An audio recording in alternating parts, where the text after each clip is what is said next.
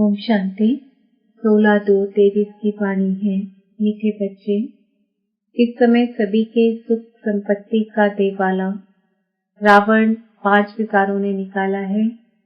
तुम अभी रावण रूपी दुश्मन पर जीत पाकर जगत जीत बनते हो। प्रश्न, ड्रामा के किस राज को जानने के कारण तुम बच्चों के ख्यालात बड़े ऊंचे रहते हैं? उत्तर, तुम जानते हो ड्रामा अनुसार ऑटोमेटिक प्रभाव निकलता जाएगा, फिर भक्तों की भीड़ लगेगी, उस समय सर्विस नहीं हो सकेगी। जो बाबा के बच्चे दूसरे धर्मों में कन्वर्ट हो गए हैं वो निकल आएंगे, इसलिए तुम्हारे ख्यालात बहुत ऊंचे रहते कि कहाँ से कोई निकले जो बच्चा बन बेहद बाप से अपना वर्षा ले। तुम्हें यह ख्याल नहीं रहता कि कोई निकले जो पैसा दे, लेकिन शिव बाबा पढ़ाते हैं यह निश्चय बैठे और बाबा से वर्षा लेने के लिए भागे। गीत ले लो दुआएं माँ बाप की। ओम शांति। सेवा को सर्विस भी कहते हैं। पहले माता पिता सेवा करते हैं, अब देखो प्रैक्टिकल में कर रहे हैं ना। अभी से ही सभी कायदे कानून परम पिता परमात्मा आकर स्थापन करते हैं। तुम बच्चे आते हो, मम्मा बाबा कहते हो, तो मम्मा बाबा भी तुम्हारी सेवा करते हैं। हद के माँ बाप भी बच्चों की सेवा करते हैं। माँ बाप गुरु वह सब है लौकिक, यह है पारलौकिक। लौकिक को तो सब जानते हैं। बरोबर बाप जन्म देते हैं, टीचर पढ़ाते हैं अर्थात शिक्षा देते हैं, फिर वानप्रस्थ अवस्था में गुरु किया जाता है। यह रस्म रिवाज कब से शुरू हुई? अभी से ही यह आरंभ होती है। इस समय ही सद्गुरु आते हैं, समझाते हैं मैं तुम्हारा बाप भी हूँ, टीचर भी हूँ, सद्गुरु भी हूँ। बाप के तो बच्चे बने हो, टीचर रूप में इनसे शिक्षा पा रहे हो, अंत में सद्गुरु बन तुमको सचखंड में ले जाएंगे। तीनों काम प्रैक्टिकल में करते हैं। तुम बच्चे माता पिता कहते हो तो बाप भी स्वीकार करते हैं, यह तो जानते हैं। सभी बच्चे एक समान सपूत नहीं हो सकते हैं। यहाँ भी बेहद का बाप कहते हैं सब बच्चे सपूत नहीं हैं, यह तो तुम भी जानते हो। अभी है रावण राज्य, यह कोई विद्वान पंडित आदि नहीं जानते हैं। जब कोई आते हैं तो पहले तो उनसे पूछना है तुम क्या चाहते हो। फिर कोई शांति चाहते हैं इसलिए गुरु ढूंढते हैं। सत्युग में तो कोई गुरु आदि नहीं ढूंढते क्योंकि वहाँ दुखी नहीं है, वहाँ कोई अप्राप्त वस्तु नहीं है। यहाँ तो कोई न कोई वस्तु की लालसा रख गुरु के पास जाते हैं। कोई का सुनेंगे कि उनकी मनोकामना पूरी हुई तो खुद भी उनके पिछाड़ी में जाएंगे। सन्यासी पवित्र बनते हैं तो उनकी महिमा तो बढ़नी ही है, बहुत शिष्य बन जाते हैं। विवेक भी कहता है जो पवित्र बनते हैं उनकी महिमा जरूर पाप को करानी है। तुम पवित्र बनते हो तो तुम्हारी कितनी महिमा होती है। तुम्हारे द्वारा मनुष्यों का 21 जन्मों के लिए कल्याण हो जाता है। सर्व मनोकामनाएं 21 जन्मों के लिए पूरी हो जाती है, यह भी तुम जानते हो। दुनिया में यह भी कोई नहीं जानते हैं कि परमात्मा कब आते हैं। जगत अम्बा कौन है जिस द्वारा हमारी सभी मनोकामनाएं पूरी हो जाती है। अब सब घोर अंधियारे में है। यथा राजा रानी तथा प्रजा, पहले कम अंधियारा होता है, फिर कलयुग में घोर अंधियारा होता है। माया के राज्य को घोर अंधियारा कहा जाता है। बाप कहते हैं भारत का बड़े से बड़ा दुश्मन भी माया रूपी 5 विकार है।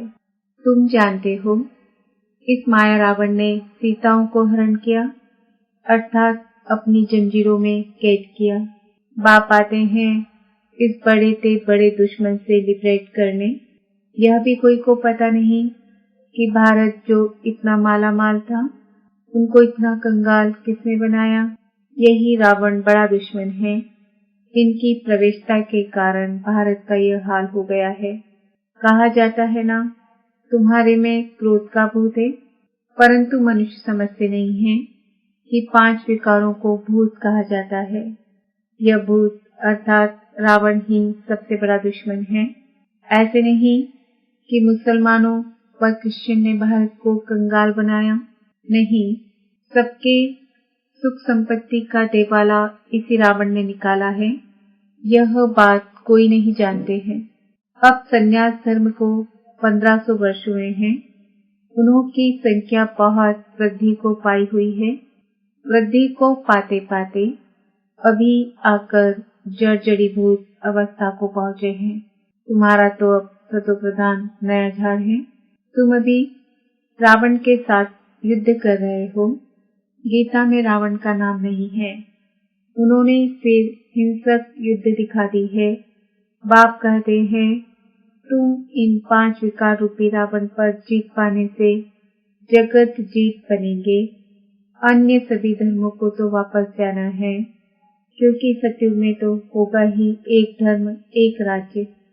सो जिन्होंने कल्प पहले लिया था, जो सूर्यवंशी बने थे, वही सतोप्रधान नंबर 1 राज्य करेंगे। सतयुग में था ही एक धर्म, फिर पुनर्जन्म लेते लेते अभी तो बहुत वृद्धि हो गई है। जैसे अन्य धर्मों में भी अनेक प्रकार की वृद्धि हो गई है, वैसे इसमें भी ब्रह्म समाजी, आर्य समाजी, सन्यासी आदि कितने हैं, वंडर है तो सभी भारतवासी एक आदि सनातन देवी देवता धर्म के ना। तिजरा तो ऊपर से वही चला आता है ना।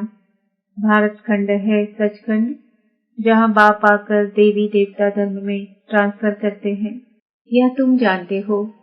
पहले 7 रोज भट्टी में रख शूद्र से ब्राह्मण बनाना पड़ता है। सन्यासियों को तो वैराग्य आता है, जो जंगल में चले जाते हैं। उन्हों का रास्ता ही अलग है। घर बार छोड़ जाते हैं। उन्हों को कोई तकलीफ नहीं है। हाँ, मनसा में तो संकल्प आएंगे, काम विकार से तो छूट ही जाते हैं। बाकी क्रोध आता है, उनमें भी नंबरवार तो होते हैं ना। कोई उत्तम, कोई मध्यम, कोई कनिष्ठ, कोई तो एकदम डर्टी भी होते हैं। सतयुग में भी बहुत सुखी तो सब होते हैं, परंतु नंबरवार मर्तबा तो है ना। सूर्यवंशी राजा रानी प्रजा, चंद्रवंशी राजा रानी प्रजा, उत्तम मध्यम कनिष्ठ तो होते हैं। यह सभी धर्मों में होते हैं। तो बाप सभी राजपैठ समझाते हैं। इस मार्ग में डिफिकल्टी बहुत है, संन्यास मार्ग में इतनी नहीं है। उन्हों को तो वैराग्य आया, संन्यास लिया, खलास। कोई कोई फेल होते हैं, बाकी जो पक्के होते हैं उन्हों का वापस आना मुश्किल है। यहाँ तो यह है गृहस्थ व्यवहार में रहते पवित्र रहना। बाप समझाते हैं, बहादुर वह जो दोनों इकट्ठे रहो और बीच में ज्ञान योग की तलवार हो। ऐसे एक कहानी भी है कि उसने कहा कि घड़ा भर सिर पर रखो, परंतु तेरा अंग मेरे अंग से न लगे, अर्थात विकार की भावना न हो। उन्होंने फिर शरीर समझ लिया है। बात सारी विकार की है, काम अग्नि में जलना नहीं है। बड़ी मंजिल है तो प्राप्ति भी बहुत बड़ी है। सन्यासी पवित्र बनते हैं तो उन्हों को भी कितनी प्राप्ति है। बड़े बड़े महामंडलेश्वर बन बैठे हैं, महलों में रहते हैं। बहुत लोग जाकर पैसा रखते हैं, चरण ढूंढकर पीते हैं, बहुत महिमा होती है। परंतु नंबर 1 महिमा है ईश्वर की। वही स्वर्ग का रचयिता है। वहाँ माया का नाम निशान नहीं रहता। सन्यासी भी यह नहीं समझते कि माया 5 विकार है, सिर्फ पवित्र रहते हैं। उनका ड्रामा में यही पार्ट है। उनका है ही हठयोग संन्यास, तुम्हारा है राजयोग संन्यास। वह राजयोग तो सिखला न सके। वह है शंकराचार्य, यह है शिवाचार्य। तुम भी परिचय देते हो, हमको भगवान आकर पढ़ाते हैं। वह तो जरूर स्वर्ग का मालिक बनाएगा, नर्क का तो नहीं बनाएंगे। वह रचता ही स्वर्ग का है। तो गृहस्थ में रहकर पवित्र रहना, इसमें ही मेहनत है। कन्याओं को शादी बिना रहने नहीं देते हैं। आगे विकार के लिए शादी करते थे, अब विकारी शादी कैंसिल कर ज्ञान चिता पर बैठ पवित्र जोड़ा बनते हैं। तो अपनी जांच करनी होती है कि माया कहाँ चलायमान तो नहीं करती है, मन में तूफान तो नहीं आते हैं।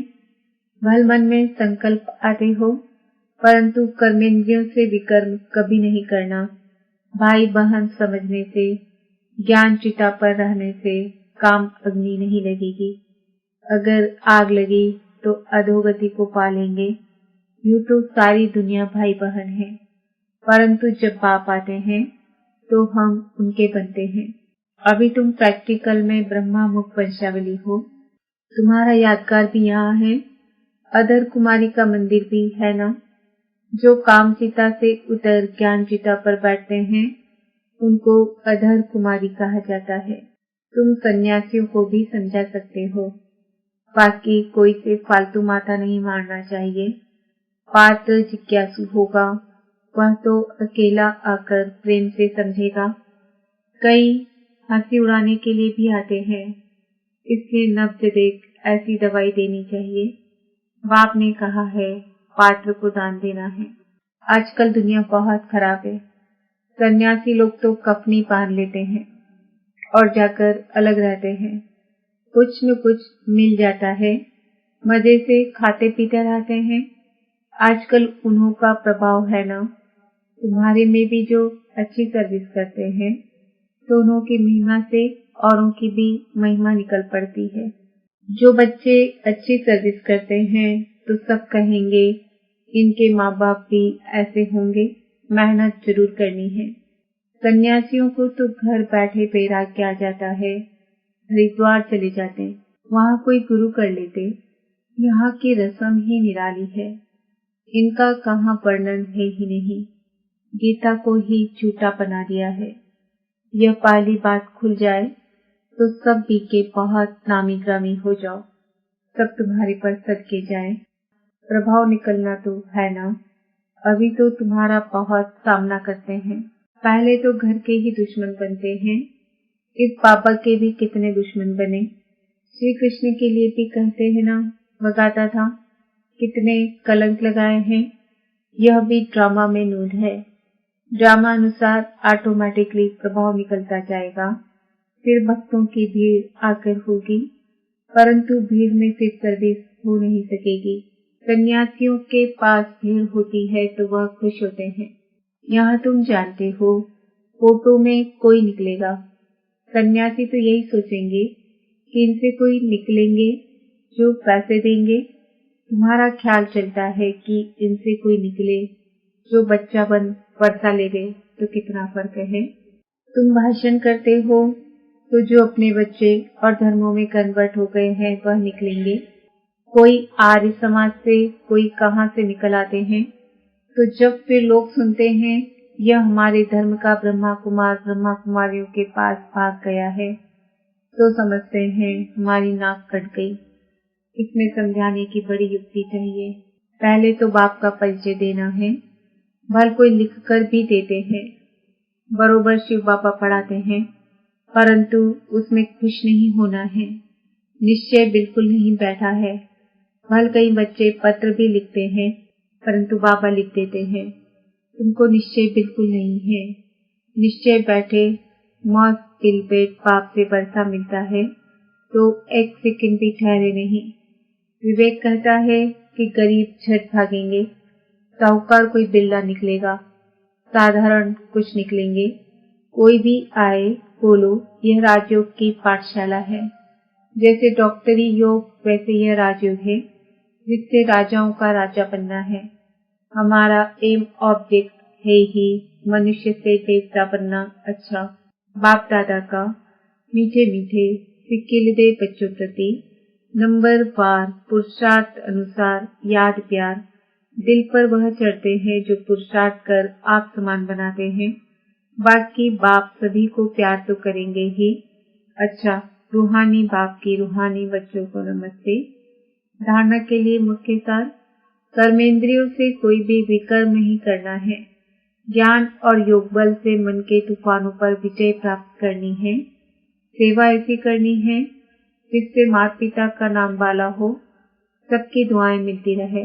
वरदान, अपने अनादि स्वरूप में स्थित रह, सर्व समस्याओं को हल करने वाले एकांतवासी भव। आत्मा का स्वधर्म, सुकर्म, स्वस्वरूप और स्वदेश शांत है। संगम युग की विशेष शक्ति साइलेंस की शक्ति है। आपका अनादि लक्षण है शांत स्वरूप रहना और सर्व को शांति देना। इसी साइलेंस की शक्ति में विश्व की सर्व समस्याओं का हल समाया हुआ है। शांत स्वरूप आत्मा एकांतवासी होने के कारण सदा एकाग्र रहती है और एकाग्रता से परखने व निर्णय करने की शक्ति प्राप्त होती है, जो व्यवहार व परमार्थ दोनों की सर्व समस्याओं का सहज समाधान है। स्लोगन: अपनी दृष्टि, वृत्ति और स्मृति की शक्ति से शांति का अनुभव कराना ही महादानी बनना है। आज का सुमन है, मैं आत्मा एकांतवासी